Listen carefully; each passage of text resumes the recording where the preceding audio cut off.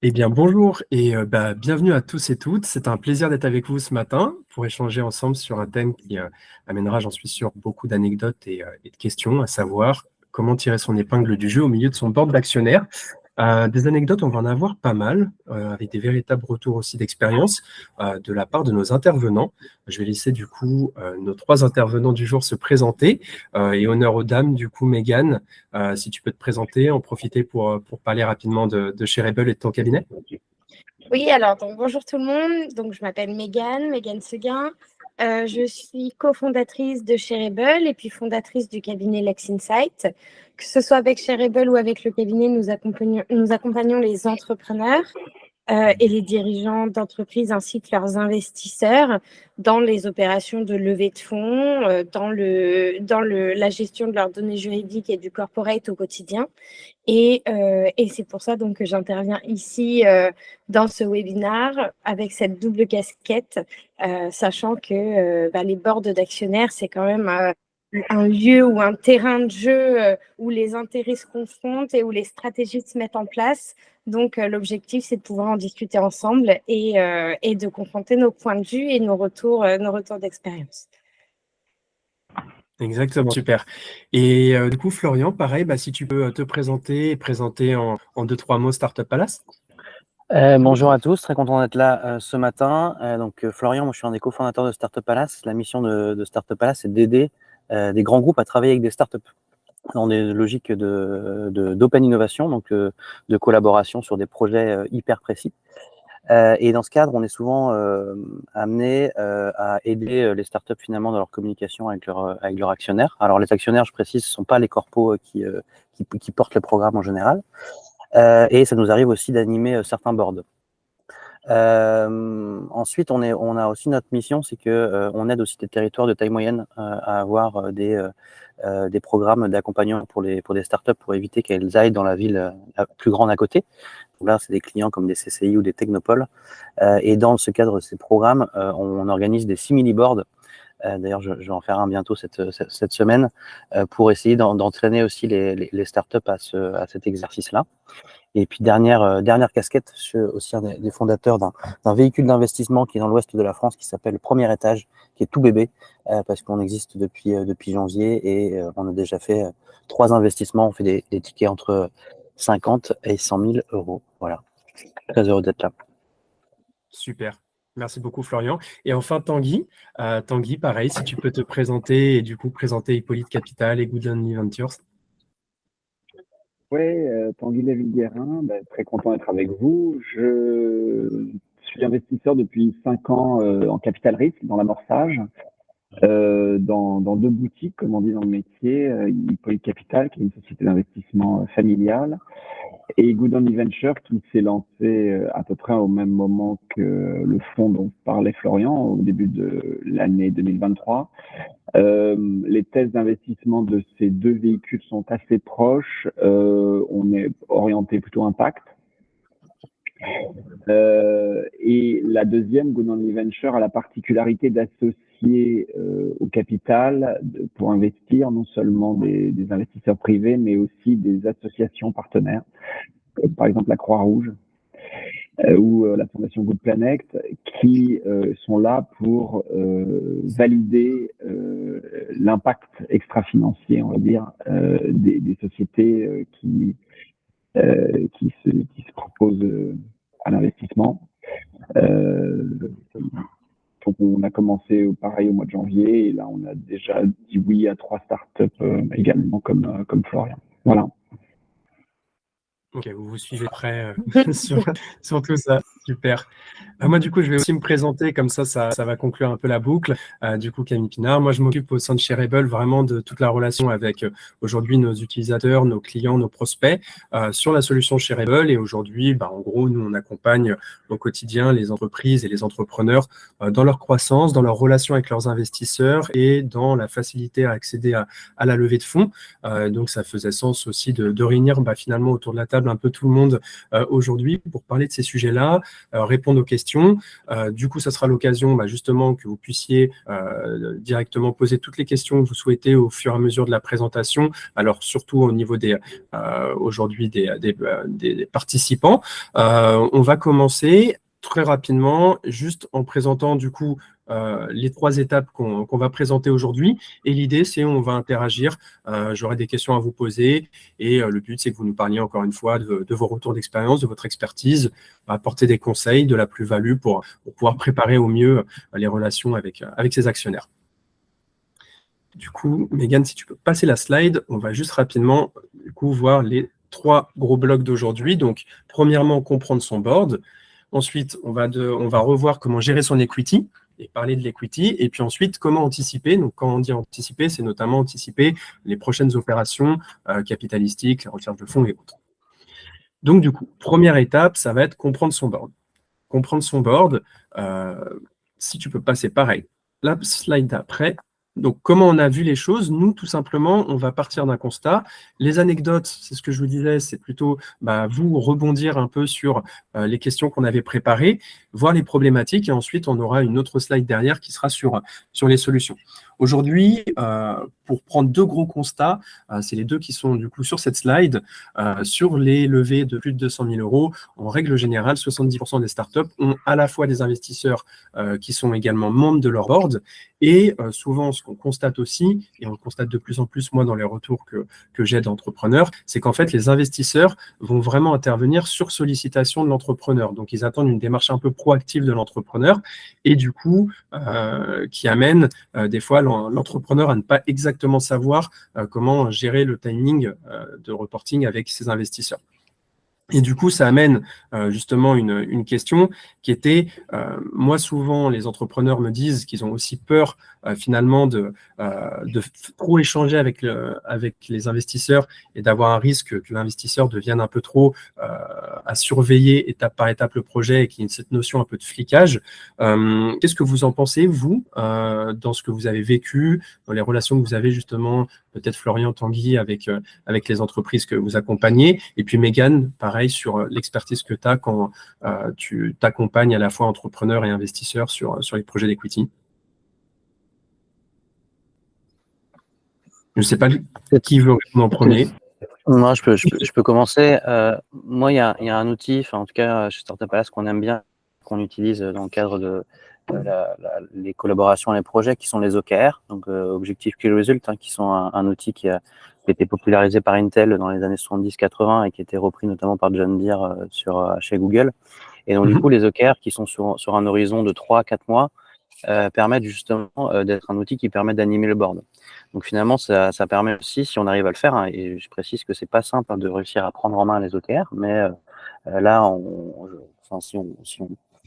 pour avoir échangé avec pas mal de scale-up, beaucoup de scale-up utilisent cet outil, donc c'est un outil qui doit plutôt fonctionner. Et cet outil, finalement, il permet d'un peu d'enlever des questions, de se dire, combien de temps, je sollicite mes investisseurs.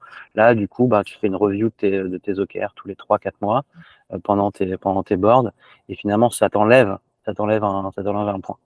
Et après, il y a un autre point qui est souvent, alors la vie d'un entrepreneur, c'est un peu les montagnes russes émotionnelles.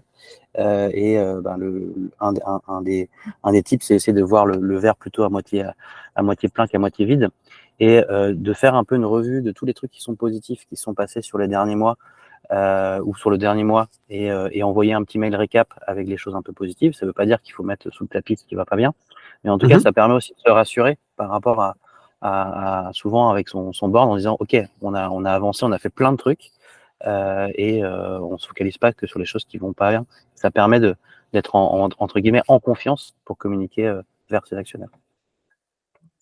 Ok, super. Toi, Mégane, peut-être, avant que Tanguy, tu puisses rebondir sur le sujet, Mégane, toi, au quotidien, qu'est-ce que tu peux nous dire sur justement aujourd'hui un peu le sentiment que tu as des entrepreneurs, ou est-ce que les entrepreneurs te font des retours justement sur leur peur un peu d'apporter trop d'informations ou trop régulièrement d'être sollicité par les investisseurs? Oui, alors il y a plusieurs questions là-dedans. D'abord, il y a une question de temps. Parce que c'est vrai que si on exige des reportings très longs, très détaillés, tous les mois, ça peut tout de suite devenir un poids pour l'entrepreneur parce qu'il n'a pas le temps de le faire, il n'a pas forcément non plus les moyens de le faire. Demander des situations intermédiaires, par exemple, tous les mois, ça n'a pas de sens. En revanche, ce que j'ai, moi, en dehors de cette contrainte de certains reportings qui sont en fait des reportings mal pensés, parce qu'un bon reporting ne prend pas beaucoup de temps, à mon avis. Mais donc, en dehors de cette contrainte de temps, c'est très rare que des clients entrepreneurs me disent que ça se passe mal au board, qu'ils ont le sentiment d'être fliqués. Ça existe, ça arrive, mais néanmoins, ça reste quand même une minorité. Et c'est pour ça, je pense qu'il est très important que les entrepreneurs prennent au sérieux ce reporting. Déjà, eux, ça leur permet de prendre quelques minutes de recul sur leur activité où ils sont plongés un peu la tête dans le guidon tous les jours. Mais surtout parce que ce board-là, il peut apporter des réponses, il peut apporter des réflexions. Et c'est comme ça qu'il faut l'exploiter, pas pour le voir comme une instance de flicage, une instance de surveillance, mais vraiment comme une instance sur laquelle on va réfléchir et où on essaye de toute façon de mettre en avant l'intérêt de la société. Et ceux parmi les entrepreneurs qui ont compris ça, en général, ont des retours très positifs. On va y revenir sans doute dans le détail après, mais ont aussi des investisseurs qui vont suivre, qui vont aider quand il est nécessaire de bridger. Ne rien leur dire, c'est se priver de cet accompagnement et de ces opportunités-là. Ok, je pense que tu as déjà anticipé certaines des problématiques qui étaient annoncées, donc super. Tanguy, si tu veux peut-être rajouter toi ton ressenti, ton point de vue avant qu'on rebondisse justement sur les problématiques et les solutions qu'on peut apporter à ça. Oui, alors je ne vais pas paraphraser ce qui vient d'être dit, avec lequel je suis globalement d'accord. Le board, on le redira sans doute après dans la présentation, mais le board, c'est un outil à la disposition de l'équipe dirigeante de la startup. Et donc, cet outil, j'allais dire, il faut commencer à le réfléchir au moment de sa levée de fonds. Donc, pour aligner les intérêts de chacun, on peut commencer par sonder chacun avant même que la levée de fonds ait eu lieu. Donc, vous pouvez demander à vos potentiels investisseurs, mais toi, qu'est-ce que tu vas exiger, de quoi tu as besoin, c'est quoi le bon rythme de reporting que tu veux, j'en sais rien. Enfin voilà. Et l'investisseur, il a sûrement une idée. Et puis après, ça peut être un critère de sélection. Si vous avez la bonne fortune d'avoir beaucoup de succès dans votre levée de fonds, vous pouvez privilégier tel ou tel investisseur en fonction de ce critère-là. À mon avis, il y en a d'autres qui sont plus importants que celui-là. Mais en tout cas, vous pouvez déjà opérer une forme de choix lié à quelles sont les exigences des uns et des autres. Et donc, normalement, après, vous ne serez pas surpris ni par les exigences, ni par la récurrence que vous devez opérer pour votre board, puisque c'est ce sur quoi vous serez mis d'accord d'emblée. Donc, j'insiste sur un deuxième point qu'a mentionné Mégane, c'est il faut avoir des relations matures avec ses investisseurs et donc avec son board. Donc, effectivement, une relation maître-élève vaguement sadomasochiste, je pense que ça va mal se finir à un moment donné, parce que a priori, c'est dans l'intérêt de personne, ni d'être sadique, ni d'être masochiste. Donc, avoir une relation ajustée d'emblée entre adultes, où chacun s'explique et exprime ses besoins, doit permettre qu'ensuite le board fonctionne bien. Super. Je pense qu'en effet, beaucoup de vos retours sont plutôt alignés et ça fait sens aussi aux problématiques qu'on avait réunies. C'était justement ce que tu disais, Tanguy, et ce qu'a relevé aussi Mégane sur l'alignement et de comprendre un petit peu comment fonctionne le board, chacun fonctionne et pouvoir aligner tout le monde. Et puis après, il y a vraiment cette notion de comment à la fois arriver à trouver le timing pour faire les bons retours sans trop non plus perdre de temps et comment maximiser derrière le retour sur investissement finalement de ces reportings. Comme le disait Florian, en apportant les bons éléments, en évitant de mettre sous le tapis les mauvais, mais quand même en essayant d'être le plus positif possible pour, encore une fois, inciter aussi les investisseurs à devenir de plus en plus proactifs, quoi. Du coup, on a la prochaine slide qui va parler un petit peu plus des solutions. Mégane, je te laisse prendre la main, notamment sur les solutions que toi, tu avais vues de ton retour d'expérience. Et après, je rebondirai sur aussi, nous, au niveau de Shareable, en termes de solutions, d'outils, comment il peut répondre à ces premières grosses problématiques. Oui, alors pour comprendre ce board, donc vu que c'est le thème de la première partie et par rapport au premier retour qu'on a eu de Florian et de Tanguy, on voit que pour le comprendre, il y a plusieurs solutions qui se mettent en place et qui sont des solutions simples, hein. La première solution, de toute façon, c'est d'être transparent. Alors, ça ne veut pas dire une full transparente, mais en tout cas de transmettre les informations qui sont pertinentes sur la performance, mais aussi sur la sous-performance quand il y en a. Rester positif, comme le disait Florian, c'est très important, mais savoir demander des conseils ou de l'aide quand certains résultats ne sont pas là, c'est aussi à quoi sert un board d'investisseurs. Donc ça, c'est la première solution. La deuxième solution, c'est de gagner du temps. Donc, il est important de processer ce reporting. Processer un reporting, ça veut dire déjà, comme on l'a abordé, mettre en place un reporting intelligent. On a parlé des OKR, voilà, on établit aussi des KPI pertinents et on les suit. Établir des KPI pertinents, ça veut dire qu'on a on a la possibilité, là encore, de prendre un peu de recul sur ce qu'on fait et de se dire, voilà, mon activité, si elle fonctionne, ça veut dire que cet indicateur en particulier, il doit être en croissance. Et ça, c'est important parce que non seulement ça va permettre d'avoir une vraie évaluation de ses progrès, et en plus, une fois qu'ils sont balisés, on va là encore gagner du temps et faire du reporting quelque chose d'utile et de rapide et non pas une contrainte. Il est important pour moi, en tant que troisième élément de solution, d'être capable de manager l'information. Manager l'information, ça veut dire l'avoir déjà à disposition, la connaître et puis savoir à qui et à quel moment la partager. Et donc ça fait partie du reporting pour les investisseurs. Et enfin, le dernier point, c'est maximiser l'apport de ces investisseurs. On l'a vu, l'un des constats, enfin le second des deux constats que tu as mis en avant, Camille, c'était de dire que les investisseurs vont intervenir si on les sollicite. Donc, il est important de les solliciter. Beaucoup de membres du board ont du réseau, ont une expérience professionnelle, des conseils à donner, des expertises, et il ne faut pas lésiner sur les sollicitations qu'on peut faire sur ces personnes qui accompagnent l'entreprise, pas seulement financièrement.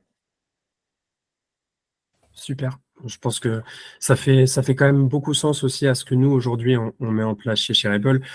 L'idée, c'est pas encore une fois aujourd'hui de présenter la solution en tant que telle, c'était plus d'apporter de l'expertise et des retours d'expérience vraiment sur aujourd'hui comment bien gérer son board, comment optimiser les relations avec ses investisseurs.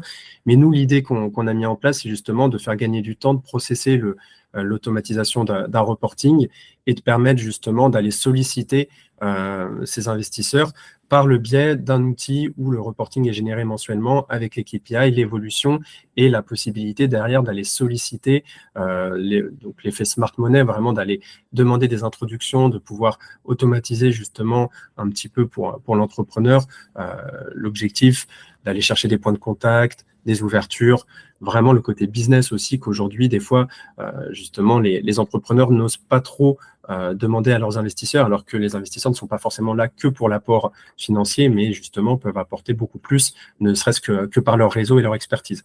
Donc, on a vraiment ce sujet qui est assez cœur chez nous, via l'outil de reporting et via la possibilité de partager l'information avec une bonne granularité, notamment quand des documents type comptable, juridiques ou autres sont demandés par les investisseurs et que on puisse les partager rapidement, facilement et de manière sécurisée. On va passer à la deuxième étape pour pas trop perdre de temps et du coup partir vraiment sur comment aujourd'hui gérer son equity et du coup pareil sur la même logique, constats, anecdotes, problématiques. Nous, aujourd'hui, sur les tables de capitalisation, pour revenir sur l'equity, c'est vraiment aujourd'hui la vue sur les actions, les parts sociales de la société. Et du coup, aujourd'hui, un des outils qui le met en lumière le plus, c'est la cap table ou la table de capitalisation. Nous, aujourd'hui, et on le voit déjà quand on reprend les tables de capitalisation des entrepreneurs qu'on accompagne, très souvent, elles sont faussées, ne serait-ce que sur les valorisations ou autres, ou en tout cas assez peu maîtrisées par l'entrepreneur. Donc, ça, encore une fois, une statistique à prendre avec du recul, mais on constate que 9 cap tables sur 10 sont fausses, et surtout 80% des dirigeants savent aujourd'hui assez peu en fait comment négocier l'exit, comment réellement en fait ils peuvent anticiper l'aspect de dilution, négociation et réellement valeur des parts de leur société. Et du coup, pareil, ça amène forcément des questions sur ce que vous rencontrez au quotidien. Et notamment, est-ce qu'aujourd'hui, un entrepreneur qui ne maîtrise pas sa table de capitalisation, est-ce que pour vous, côté investissement, c'est potentiellement un no-go ou pas?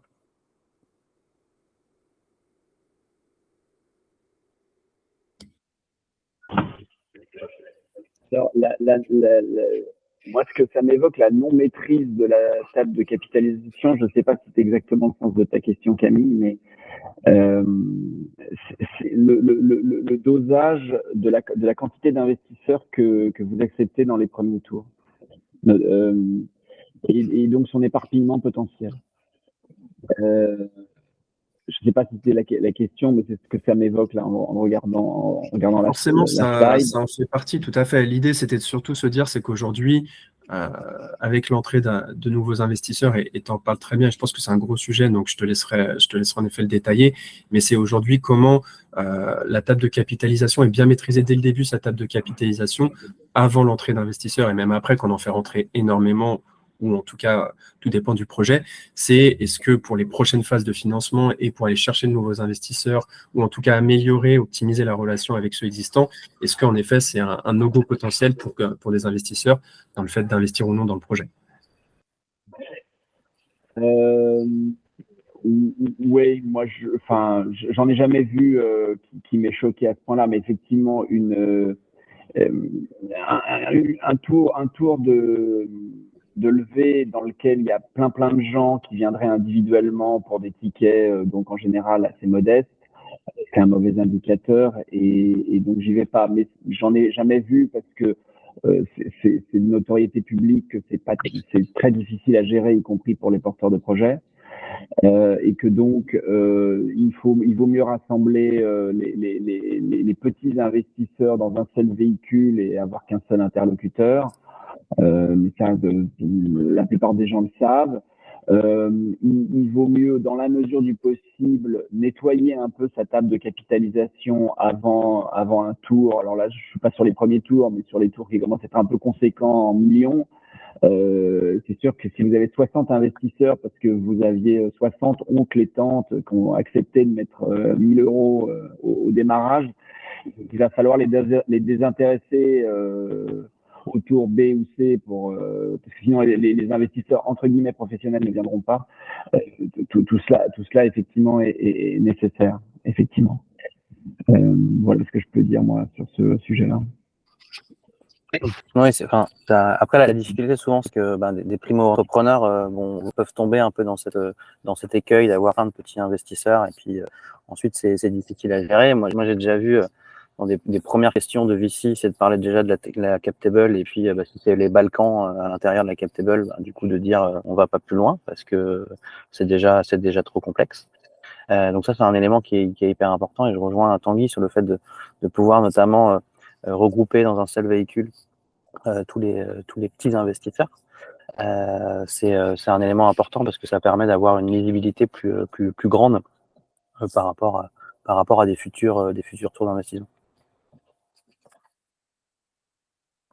Et en gestion, parce que voilà, sur certaines décisions, vous devez aller récupérer 60 signatures des oncles et tantes, comme disait Tanguy, du coup, c'est un boulot à plein temps, quoi. Exactement. Nous, on le voit de plus en plus aussi dans les projets qu'on accompagne. C'est vrai que c'est un peu la mission du combattant d'aller réunir toutes ces informations, d'aller chercher les signatures. Et je suppose que toi, Mégane, aussi, pareil, c'est des choses que tu vois au quotidien qui sont assez chronophages. Mais c'est vrai que moi, je suis assez étonnée à chaque fois quand on a donc de nouveaux clients qui arrivent au cabinet, des nouveaux clients donc, qui ont déjà fait certaines opérations et en fait qui sont incapables de savoir exactement quel pourcentage ils ont sur une base non diluée ou sur une base pleinement diluée. Quand on reprend certains historiques, c'est pareil, on voit plein d'erreurs. On en voit pas mal aussi d'erreurs avec les BSR, hein, parce que quand ils sont convertis, ça laisse souvent des erreurs de calcul qui peuvent être traînées là pendant 2-3 ans. Donc, moi, j'étais assez étonnée, effectivement, de toutes ces erreurs dans l'étape de capitalisation. Bon, après, on les remet en clean et puis on régularise, il n'y a pas de souci. Mais finalement, c'est vrai qu'en tant qu'entrepreneur, ton patrimoine, c'est un petit peu ta boîte. Donc, c'est aussi le pourcentage que tu as sur ta boîte et l'attention qui est prêtée à cette table de capitalisation me semble parfois assez négligée. Et encore plus quand on tient compte d'autres choses. Donc là, dans les constats, Camille, tu disais que 80% des dirigeants ne savent pas quelle part leur reviendra lors de l'exit, en parlant donc des dirigeants. C'est vrai parce que les tables de capitalisation sont souvent erronées, mal tenues, mal comprises, mais ça l'est encore plus parce que en plus du pourcentage qui apparaît sur la table de capitalisation, il y a les clauses du pacte d'actionnaires qui viennent se mêler à ça. Et là encore, assez étonnée de savoir que des dirigeants qui ont fait 2, 3, 4 tours de financement ne sont pas à l'aise avec certaines clauses très classiques. Alors, attention, il ne s'agit pas du tout de les acculer, ce n'est pas nécessairement leur faute, mais ce qui est important, c'est qu'on puisse avoir davantage de pédagogie sur ces points-là, sur comment tu calcules ta dilution, comment est-ce que tu anticipes ton BSR, qu'est-ce que ça va donner plus tard. Idem pour le pacte. Quel impact ça va avoir sur ta détention à toi, le fait d'accepter telle clause. Donc, je pense qu'il y a un peu un manque de pédagogie et un manque d'intériorisation des conséquences de ces papiers qui sont la cap table et le pacte. Et justement, en rebondissant sur le pacte aujourd'hui, quand je vais prendre plus toi, Florian, et Tanguy également, mais quand vous investissez du coup dans des projets, aujourd'hui, quelles sont les clauses que vous allez regarder en priorité dans le pacte quand il a déjà été mis en place? Quelles sont les clauses que vous allez négocier et sur lesquelles, des fois, en effet, ça peut peut-être prendre du temps parce que l'entrepreneur ne les a pas forcément anticipées ou ne sait pas réellement comment derrière rebondir dessus? Voilà. Nous, il y a un premier point, c'est que, alors, on est vraiment un petit véhicule, hein, et on a vocation finalement un peu dans la thèse d'essayer de sortir assez rapidement, parce que voilà, le véhicule s'appelle premier étage, donc le but c'est de dire, finalement, c'est un peu le véhicule qu'on aurait voulu dans l'Ouest il y a quelques années quand on a monté des startups, qui est le premier à prendre les risques et du coup de faire entre guillemets domino pour d'autres moyens de financement, que ce soit dilutif ou non dilutif. Donc pour nous, ce qui est important, ouais, c'est de voir comment on peut sortir rapidement, et surtout le fait d'être présent au board, ça c'est un élément qui est hyper clé, quoi.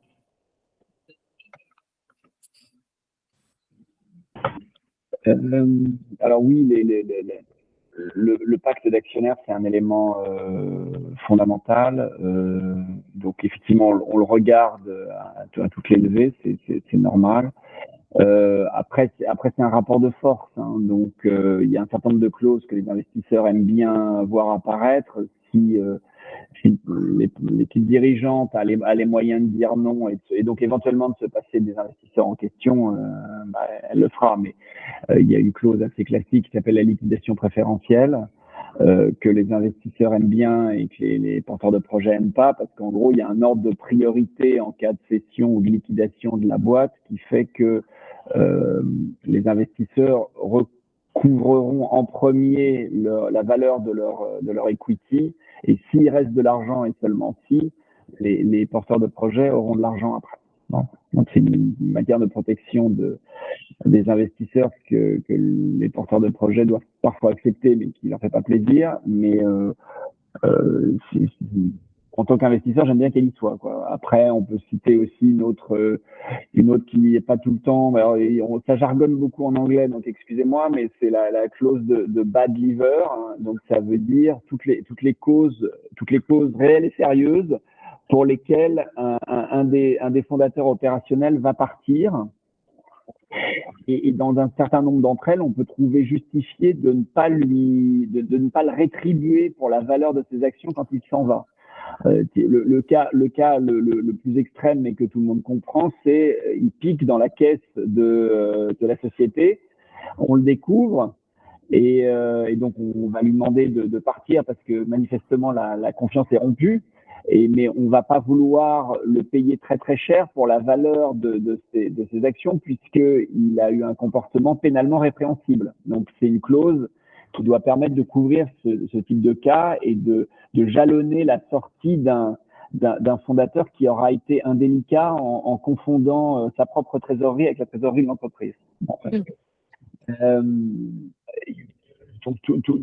Mais après, il y a plein de clauses, et au fur et à mesure des tours et d'élever, les clauses vont se complexifier, les exigences vont augmenter avec la valeur du tour aussi, et donc vous aurez de plus en plus affaire à des investisseurs, on va dire entre guillemets industriels, donc des gros fonds, donc c'est ni Florian ni moi, mais qui ont des exigences en matière de clauses qui sont encore plus dures. Donc il faut s'habituer à négocier le plus vite possible. Mais moi je dis souvent aux porteurs de projets, la valorisation pré-monnaie que vous estimez de votre aventure entrepreneuriale est une chose, mais faites bien attention aux clauses, en fait, parce qu'avec une clause, on peut de manière drastique modifier la valeur de ce que vous annoncez comme étant la valo pré-monnaie aujourd'hui. Donc les choses avancent de pair, en fait. Il faut à la fois faire attention à la valorisation financière de votre aventure, mais à ce que vous acceptez ou refusez dans le pacte. Voilà. Okay, super. Et dernière petite question avant de rebondir sur les problématiques. Est-ce qu'aujourd'hui, vous pensez que le rapport de force s'équilibre au fur et à mesure quand, en tout cas, l'entrepreneur anticipe ces sujets-là, ou, comme tu dis, Tanguy, plus la société est amenée, alors c'est pas encore une fois toutes les sociétés, mais plus la société est amenée à grandir, à scaler, plus en effet des investisseurs importants vont rentrer dans la boucle et vont en effet négocier des sujets encore plus techniques ou des clauses encore plus spécifiques. Est-ce que vous diriez que le rapport de force peut s'équilibrer au fur et à mesure de la croissance de la société ou pas forcément? Et dans ce cas-là, c'est vrai que l'accompagnement derrière, que ce soit juridique avec un avocat, que tout ce qui ait pu être anticipé en amont l'ait été bien fait, c'est quand même aujourd'hui un point central.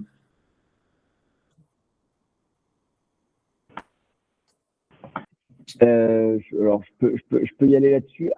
En tant que porteur de projet, fondateur, avoir un avocat ou une avocate rompu à l'exercice de la négociation d'un pacte d'actionnaires me semble indispensable, parce qu'il y aller tout seul, sans notion juridique, c'est aller au casse-pipe, hein, soyons très clairs. Donc, effectivement, il faut être accompagné par un professionnel. À la fin, le professionnel, avocat ou avocate, aussi bon soit-il, c'est pas lui qui acceptera ou refusera certaines clauses. Donc sur ce deuxième aspect-là, une fois qu'on a bien compris les conséquences de chacune des clauses qui sont demandées par la partie adverse ou celle qu'on veut, il y a deux choses. Il y a la propre connaissance qu'on peut avoir de chacune d'entre elles, ce qu'on est prêt soit à accepter ou à refuser, parce qu'on a bien compris les conséquences éventuelles, et donc on prend ses responsabilités après aussi. Bon. Et le deuxième aspect, c'est ce qu'on a évoqué plus d'une fois, c'est le rapport de force. Je veux dire, plus votre boîte, elle a été successful, plus vous êtes rentable rapidement, et donc vous avez le temps de voir venir parce que vous n'êtes pas pris à la gorge financièrement, plus vous pouvez vous payer le luxe aussi de dire à certains investisseurs, écoute, si tu veux faire partie de cette belle aventure qui marche si bien sans toi, cette clause-là, on va pas l'écrire comme ça, on l'aura pas du tout. Enfin, voilà. Si vous êtes pris à la gorge, si ça se passe pas si bien que ça, etc., et que vous avez absolument besoin d'argent, sinon vous fermez, là, il y a un certain nombre de clauses qui vont vous être imposées, c'est comme ça. Hein. Aussi lucide soyez-vous sur la clause en question. Si vous voulez pas que ça s'arrête, va falloir l'accepter. Hein. C'est aussi la vie. Je rajouterais 2 éléments. Dans ce rapport de force, il y a un point qui est important, c'est qu'il ne faut pas se mettre en handicap sur, on va dire, la connaissance de tous ces termes, tout ce jargon. Il y a énormément de littérature qui permet d'expliquer tout ça, hein. Voilà, le Galion Project fait un taf de dingue là-dessus sur, entre guillemets, le fait d'évangéliser sur ces sujets. Donc là, c'est comme on est entrepreneur, on n'est pas bon dans tout. Peut-être on est nul en compta au début, et on s'y met un peu. C'est pareil pour la partie finance. Et puis un autre point qui est hyper important, qui est corrélaire un peu à tout ça, c'est l'alignement avec ses associés. Aussi sur le fait d'être assez clair dès le départ sur où on veut aller, ce qu'on peut accepter, ce qu'on peut pas accepter.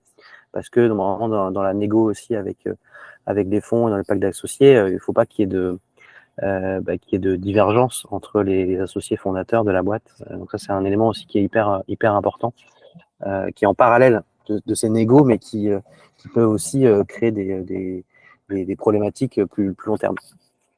Exactement. C'est vrai que l'association en tant que telle, il faut pouvoir la maîtriser et ça peut tout faire capoter dans un pacte. Ouais, tout à fait. Je voulais juste Oui, vas-y, ajouter je t'en une prie. chose. À propos des clauses, il y a une clause qui est la composition et la manière dont on gère un comité d'investisseurs. Après, il s'appelle comité stratégique, comité de direction, j'en sais rien, etc. Moi, je dis aux porteurs de projet, mais je ne sais pas si c'est une manière d'être de la place en entier. La composition et la manière dont ça fonctionne, moi, je ne suis pas très regardant dessus. En ce sens que ça doit être encore une fois un outil à la disposition des porteurs de projet. Donc, je ne veux pas être un comité juste pour me faire plaisir à mon ego. Je veux être un comité parce que c'est utile à l'intérêt social du projet. Donc, des comités où sur les premiers tours, vous levez 200 000 euros et il y a 7 membres alors que vous avez 2 salariés, pas complètement sûr que ce soit, ou alors ça va pas forcément remplir un objectif hyper pertinent vous allez donner des informations, quoi. C'est une espèce d'AG bis en gros. Mais si vraiment vous voulez être nourri par votre comité, il faut quand même qu'il soit relativement ramassé. Vous verrez quand vous en serez à votre tour C, D, E, s'il faut avoir 24 membres à ce moment-là peut-être. Mais en tout cas, garder des comités hyper ramassés. Habituer vos investisseurs à se dire que la place qu'ils occupent dans le comité, elle n'est pas de droit et à vie. Donc, OK, à ce tour-là, ils y sont, mais au tour suivant, il faudra peut-être qu'ils dégagent parce que pour tout un tas de bonnes raisons, ils n'auront plus leur place et que vous voulez que ça reste un outil utile à la gestion de votre société, etc. Donc, c'est une clause, c'est pour reboucler avec la thématique quand même de ce webinaire, c'est une clause sur laquelle on n'est pas là pour flatter des égos, on est là pour faire un outil qui soit utile. Et donc, il faut que chacun justifie sa place à ce board, aussi bien les porteurs de projet que les investisseurs. Et si les uns ou les autres ne sont plus utiles, eh ben, ils sont invités une fois de temps en temps, ils délèguent, ils mandatent je ne sais qui pour leur rapporter ce qui s'y passe, etc. Mais il faut que ce soit vraiment une instance utile. Pour prolonger ce que dit Tanguy sur le côté un peu éviter l'AG bis, c'est d'essayer de se dire, OK, il faut vraiment mettre le board de travail et animer ce board. Nous, c'est ce que je vous disais, ça nous arrive d'animer en tant que tiers facilitateur, que ce soit des boards avec des CVC ou avec des VC, et de le faire finalement en mode workshop pour surprendre un peu les gens et d'avoir une problématique qui est bien définie. Une autre pratique que j'ai vue aussi, et peut-être que Shareable permet de le faire aussi, c'est finalement de partager un Notion quelques jours avant le board, avec finalement le constat et différents éléments sur un sujet en particulier et poser des questions. C'est-à-dire voilà les questions que je me pose, ou les questions qu'on se pose nous entre fondateurs ou salariés qui sont au COMEX. Et voilà les questions qu'on vous soumet. Et on essaie justement par un mode workshop d'essayer d'y répondre, parce que justement c'est ça l'intérêt du board, c'est d'apporter des réponses, de dénouer un peu des nœuds, mais ça se fait pas si on est juste en mode si on pose pas bien le cadre pour que le board rapidement puisse se dire OK, je peux prendre telle ou telle décision, et la décision doit être éclairée par des faits et des chiffres qui permettent d'avoir une réponse plus pertinente. Ouais, c'est pour ça qu'on en revient quand même au premier point qui était, comme tu le disais justement tout à l'heure, de maîtriser ses KPI, de pouvoir vraiment les mettre à disposition et donner une visibilité aux investisseurs, et puis même en fait à tous les collaborateurs de la structure pour que tout le monde soit aligné, et derrière d'utiliser le pacte, ça en annexe, en plus des relations avec ses associés de manière saine, et comme ça, on arrive à maîtriser vraiment la discussion, la relation avec les investisseurs et anticiper les prochaines opérations capitalistiques si elles doivent voir le jour.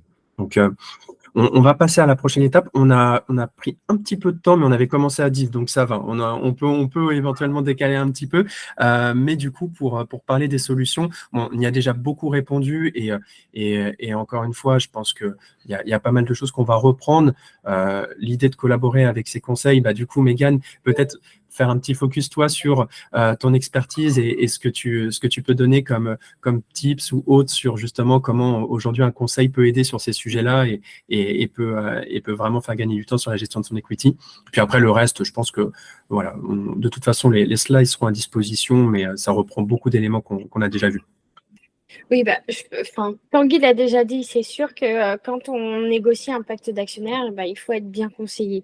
Alors, je ne suis pas en train de vendre le métier d'avocat, je pense qu'il n'a pas besoin de l'être, mais partir au combat alors que les clauses sont pas forcément simples à comprendre et qu'il y a toujours des nuances à bien observer, et c'est ces nuances-là qui font que le résultat sera pas du tout le même. Rien que pour ça, donc c'est vraiment important d'être accompagné par un conseil qui est rompu à l'exercice, qui a l'habitude des levées de fonds, qui a l'habitude des pactes, qui comprend tout de suite les enjeux pour les dirigeants, qui comprend pourquoi un investisseur va demander ce point et pas autre chose, et qui est capable aussi d'expliquer les marges de négociation qui existent. Si on peut simplement refuser parce qu'on a l'embarras du choix des investisseurs, tant mieux. Là encore, c'est ce que disait Tanguy. La réalité, c'est que c'est quand même pas souvent ça. Donc, il faut savoir placer ses pions aux bons endroits. Et rien que pour ça, le conseil, c'est important. Et le conseil, il est important aussi par rapport à cette pédagogie à apporter. Moi, je sais que c'est important pour moi que mon client, quand on a fini son dossier, il soit capable de retenir pour dans plusieurs mois et de réexpliquer ce qu'il a, lui, dans son pacte. Sinon, ça veut dire qu'on a quand même pas répondu aux attentes qui sont ceux de notre profession, hein, où on ne prend pas la décision pour le compte de nos clients. Voilà, et puis on prend pas, c'est pas nous qui prenons la décision in fine. Donc, si on veut que le client prenne une bonne décision, il faut qu'il ait toutes les ficelles pour le faire. Et avoir toutes les ficelles, ça veut dire avoir compris. Très, très clair. Super. Peut-être juste très rapidement pour rebondir un peu sur ce que nous, aujourd'hui, chez Shareable, on met à disposition pour les entrepreneurs sur le sujet, c'est justement, l'idée, c'est de pouvoir, dès le début, alors autant quand ça va être sa première opération, première levée ou autre, mais quand justement aussi il y a à reprendre un petit peu tout ce qui s'est fait par le passé au niveau de la table de capitalisation, des registres de mouvement de titres, c'est de leur permettre d'avoir un seul et même endroit, de manière sécurisée, ancrée, toutes les opérations qui ont vu le jour dans la société et de pouvoir justement avoir en temps réel sa table de capitalisation actualisée et qu'on peut donner à disposition justement des investisseurs via encore une fois ce côté granularité de l'échange de l'information. Et donc ça permet d'avoir vraiment suivi permanent en plus de l'accompagnement en effet que peut avoir le conseil, avocat et autres au quotidien sur le projet. Et c'est pour ça aussi que dans tout ce qu'on met à disposition aujourd'hui chez Shareable pour les entrepreneurs, aussi bien sur cette partie-là que sur la data room, les documents de la société et sur les reportings, en fait, on peut inviter aussi les externes, donc justement notamment son cabinet d'avocats, pour qu'en fait, en day-to-day, ils puissent travailler avec l'entrepreneur sur les éléments clés et que au continu, il y ait l'information à jour, pertinente et protégée encore une fois.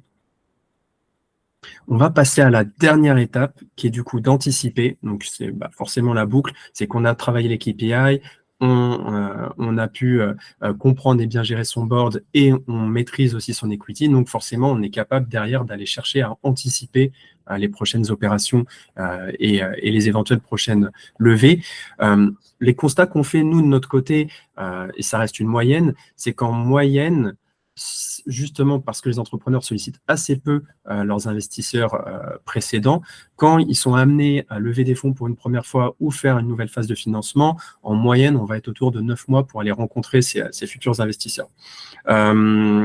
Et souvent, ça fait écho un peu à ce qu'on disait sur le premier gros point qui était que les investisseurs cherchent la proactivité de l'entrepreneur et ne vont pas aller le ressolliciter pour financer derrière le projet. Encore une fois, toute proportion gardée, hein, tout dépend de la success story du projet. Et c'est qu'en règle générale, les VC vont attendre, sont prêts à investir dans le projet, mais n'ont pas forcément tout le temps la visibilité. Et du coup, surtout, et là, je pense que Tanguy, de ton côté, tu as beaucoup à nous dire, mais en moyenne, alors sur les VC, mais même sur les business angels, il y a un nombre quand même important aujourd'hui de decks qui sont transmis, et forcément, ça reste chronophage aussi pour tous les futurs investisseurs qui rentreraient dans un projet. Donc, la question, c'est aujourd'hui, comment l'anticipation, enfin, qu'est-ce que concrètement l'anticipation peut apporter pour un entrepreneur? Est-ce que ça va lui apporter de la réputation? Est-ce que du coup, on va arriver à glaner du temps justement sur le closing avec les investisseurs? Est-ce que ça a un impact aussi sur la valorisation potentiellement de la société? Est-ce que ça, déjà, vous avez des retours et des anecdotes à ce sujet? Moi, je suis partisan, enfin, comme dans la partie démarche commerciale, notamment en B2B, qu'il faut avoir un maximum de conversations avec les gens, parce que c'est de ça que tu apprends plein de choses. Et le fait d'être en amont, d'aller solliciter des VC pour essayer de discuter avec eux, pas pour essayer de leur taper de la thune toute, mais en tout cas pour essayer de comprendre un peu leur thèse. Mais de le faire de façon assez maligne, c'est-à-dire de pouvoir échanger peut-être avec des fondateurs qui ont été backupés par les différents fonds pour voir un peu voilà, comment ça se passe, est-ce qu'ils ont des tips à donner en particulier. Et si le fondateur veut bien, on va faire une mise en relation avec le fonds, mais juste en tout cas dans une logique un peu d'échanger sur la vision un peu et prendre des feedbacks. Ce qui permet finalement de créer une relation assez privilégiée. Certains fonds, ils sont assez friands de ça parce que finalement, sur les bonnes startups, il n'y en a pas.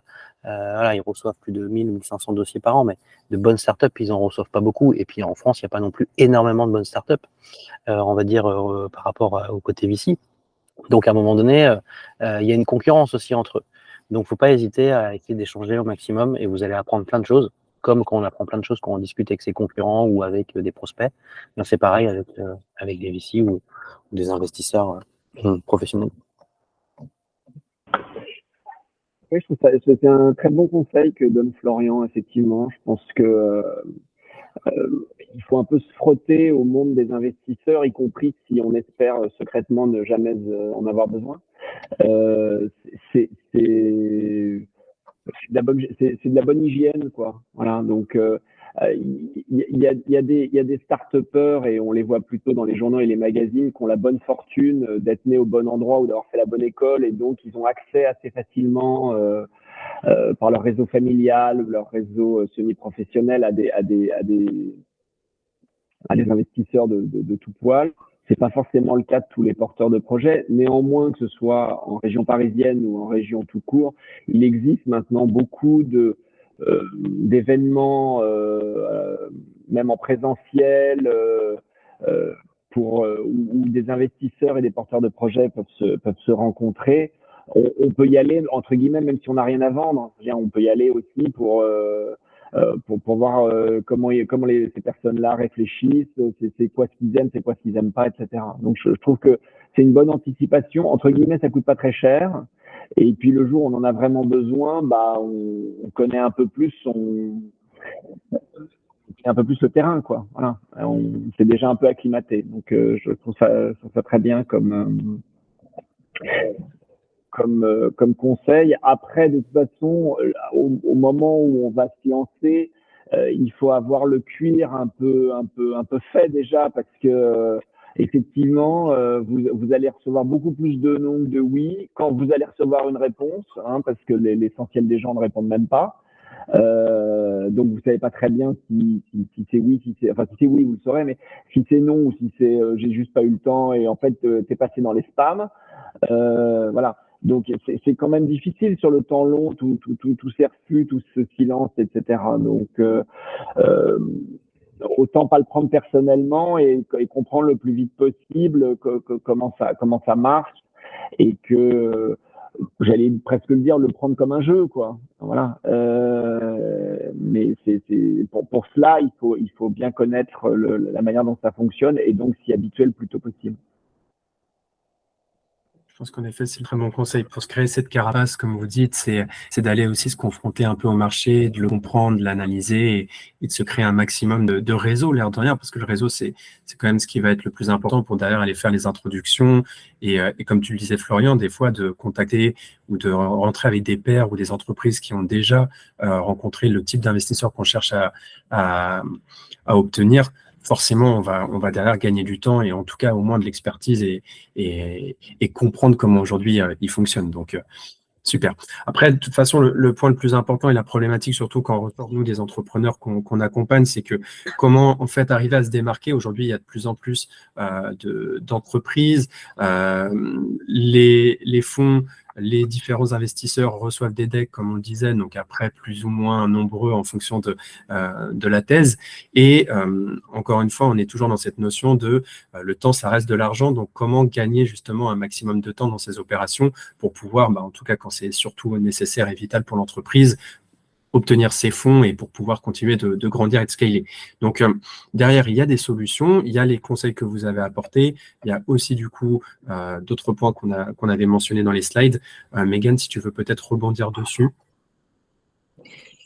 Oui, je pense qu'au niveau des solutions, donc pour anticiper, il y a déjà aller chercher des ressources là où on a potentiellement un vivier, donc le board, les actionnaires existants.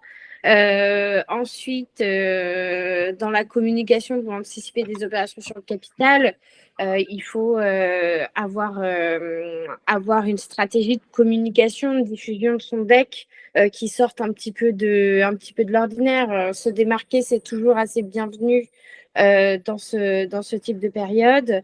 Se différencier, mais se différencier aussi par la qualité du discours qu'on est capable d'apporter.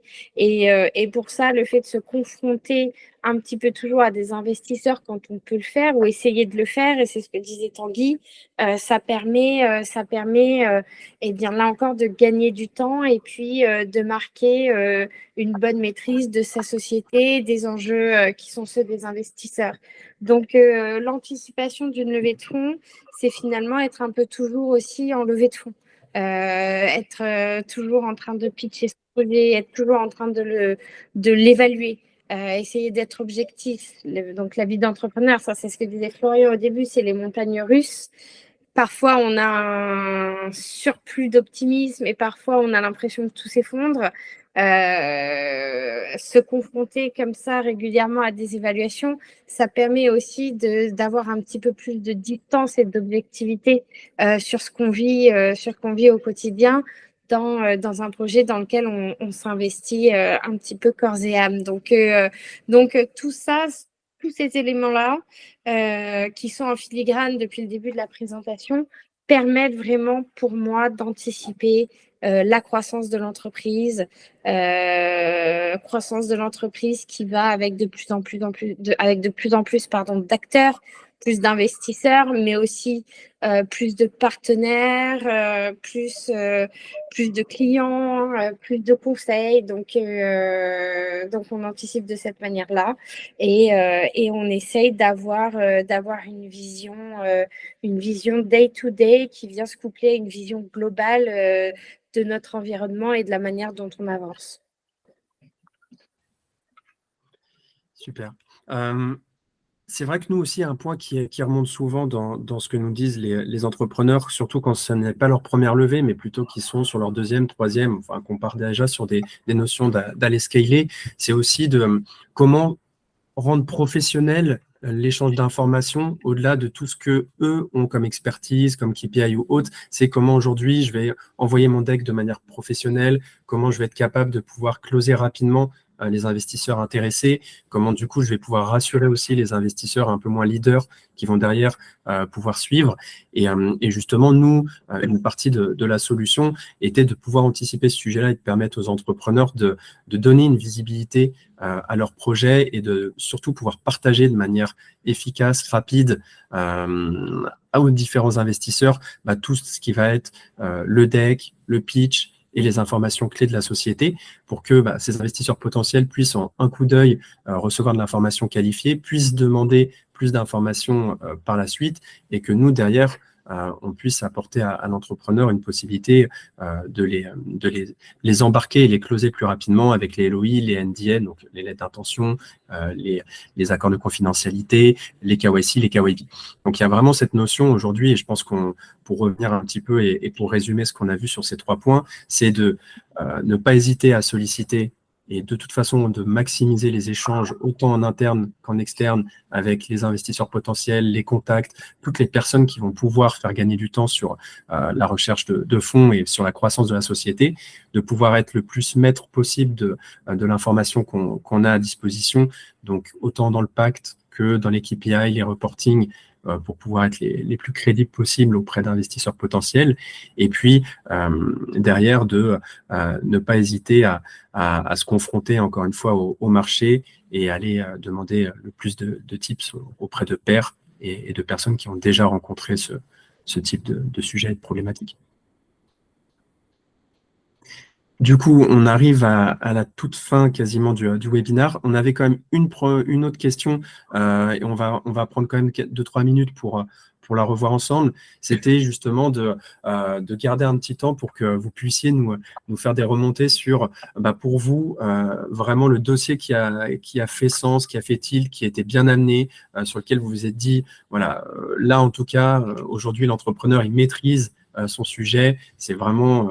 en tout cas, un projet sur lequel ça va être facile d'aller chercher les investisseurs ou en tout cas facile de pouvoir rebondir derrière. Donc, est-ce que vous avez justement le meilleur investissement un peu à nous partager aujourd'hui ?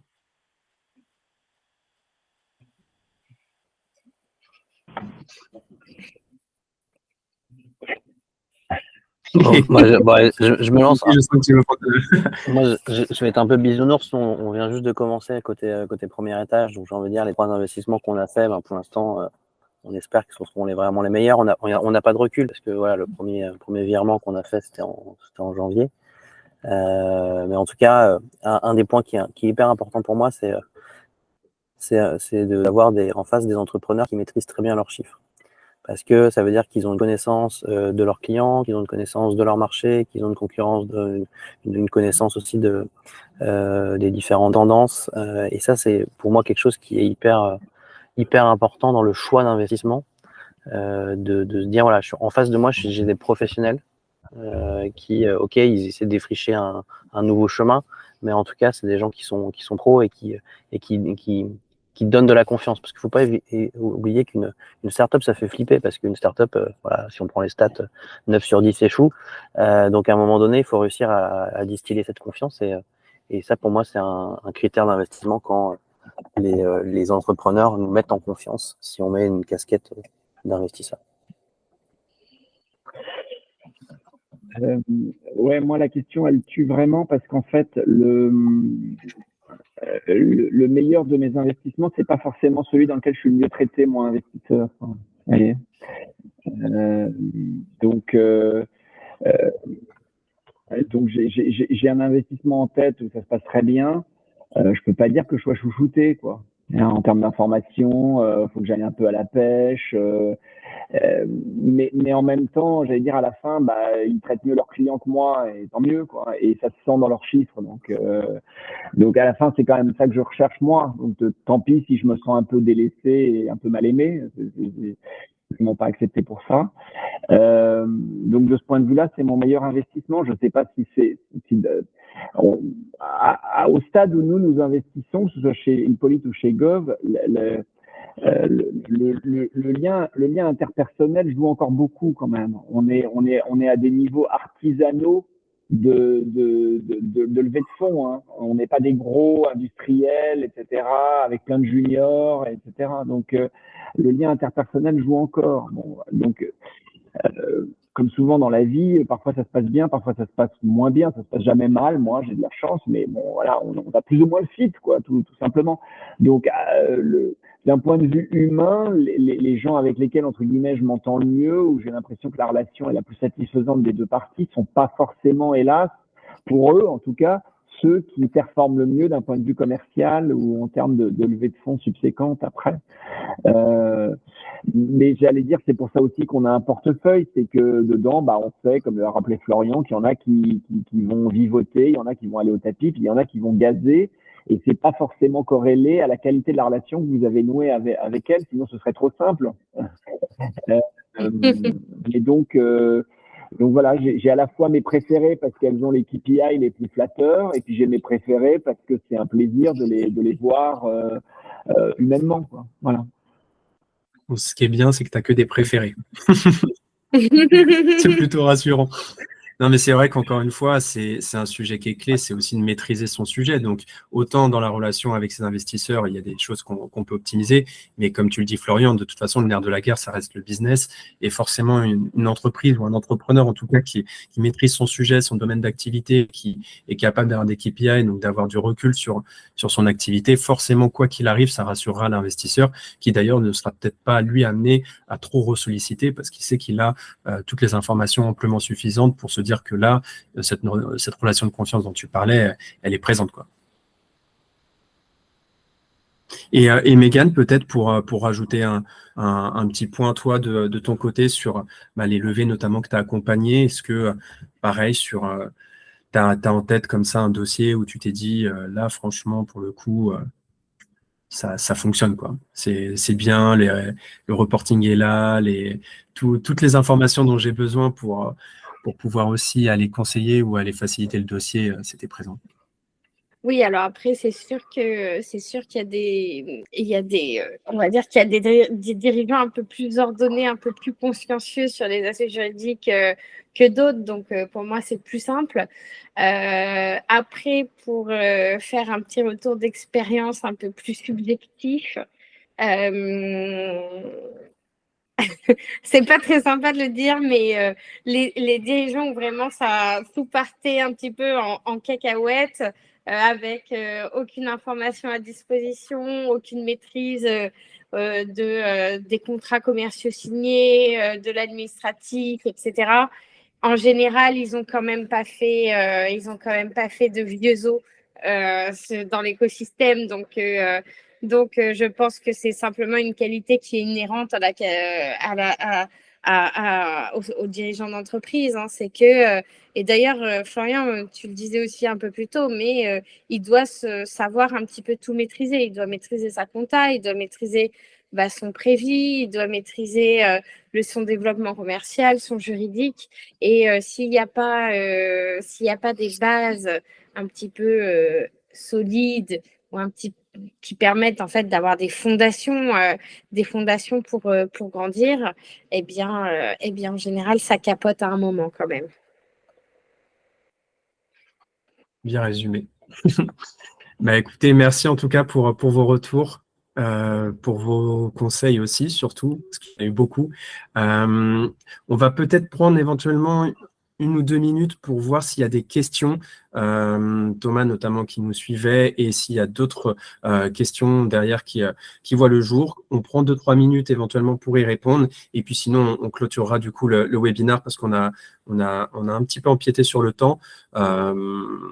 Et écoute, pas de questions, donc c'est a priori très clair, donc ça déjà c'est un bon point. De toute façon, encore une fois, on va tout retransmettre en termes de contenu. le webinaire sera à disposition et sera partagé dans les différents réseaux de tout le monde. Si jamais, en effet, besoin de plus de détails sur la solution Shareable en tant que telle, on l'a volontairement un peu, voilà, on en a parlé, mais très brièvement, avec plaisir pour pouvoir en parler un peu plus en détail. Il y a notamment le lien de meeting qui est disponible. Et puis, il y a aussi l'accès à nos podcasts, notamment Tanguy qui avait du coup fait un podcast chez nous et que vous pouvez consulter et écouter avec grand plaisir. Et puis voilà, n'hésitez pas à vous inscrire aux newsletters à la fois de Startup Palace et de Shareable, et puis de suivre nos réseaux pour pouvoir en apprendre un petit peu plus sur ce que tout le monde fait. Encore une fois, merci. Merci Tanguy, Mégane, Florian pour votre temps. Merci pour vos retours d'expertise, vos Merci à vous. conseils. Et puis, merci de nous avoir écoutés. À très Merci. bientôt. À Au revoir. bientôt. Au revoir.